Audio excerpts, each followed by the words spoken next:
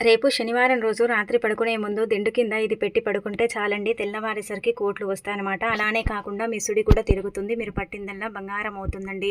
ఎందుకంటే ఇది పెట్టి పడుకోవడం వల్ల మనకేంటంటే చెడు కళలు వస్తూ ఉంటాయి కదండి. ఆ కళల వల్ల మనం చాలా సఫర్ అవుతూ ఉంటాం, ఏం చేయాలో అర్థం కాని పరిస్థితులు ఉంటూ ఉంటాం కదా. ఎంత చేసుకున్నా కానీ ఆ కళలు అనేవి పోవు, అలాగే ఏంటంటే మనని పట్టి పీడిస్తూ ఉంటాయి కదండి.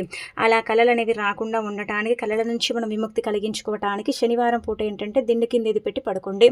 చాలా మంచి రిజల్ట్ మీరే మీ కళ్ళతో చూసి ఆశ్చర్యపోతారు, అలానే కాకుండా షాక్ అవుతారు. కాబట్టి శనివారం రోజున ఇంకా రాత్రి పడుకునేటప్పుడు ఏం చేయండి, గుర్తుపెట్టుకోండి, 2 లవంగాలు తీసుకోండి.